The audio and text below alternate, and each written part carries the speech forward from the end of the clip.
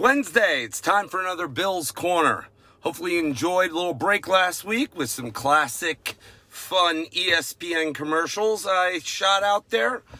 We are going to continue today, though, on our discussions about the official and unofficial visit for high school recruits. Now understand this. Many student athletes never receive an invitation to go on an official visit, as programs might have limited budgets and aren't able to offer many official visits to recruits. So, since official visits are infrequent and usually everything is prearranged by the school, we're going to take time to go in depth today and talk about taking unofficial visits. Okay? A key reason to go on unofficial visits: evaluate the college, see if it's the right fit for you. Get a campus tour, check out the dorms, get a feel if it's a good place that you could live for 4 years. Let's talk underclassmen, freshman, sophomore. If you're an underclassman interested in Division I schools, there are a few different routes you can go. First, you can take unofficial visits to those schools as if you were a regular student. Tour the library and the campus for the most part, check out the town, ask questions, take notes, determine what you like about this campus and this school.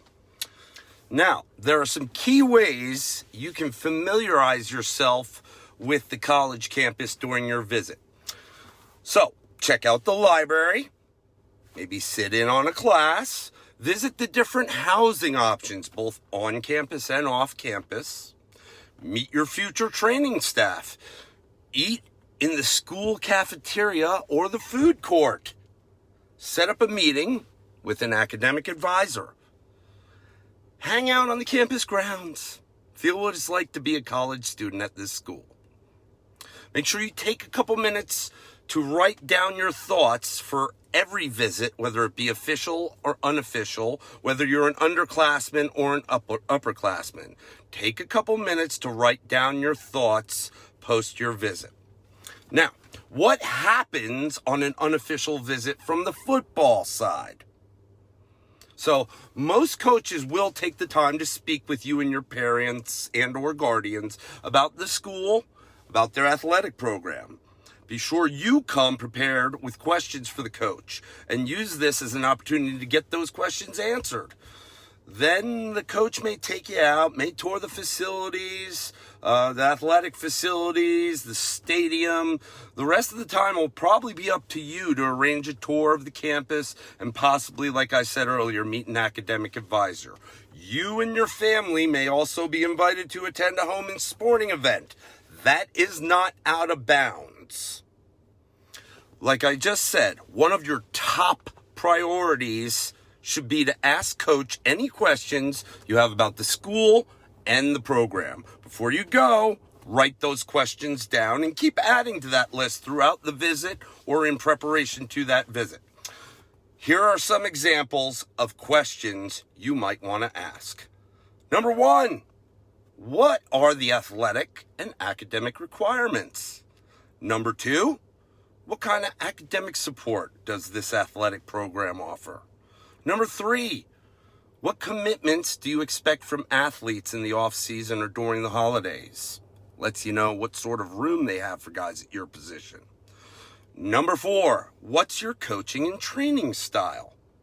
Number 5, will I be able to meet any current athletes?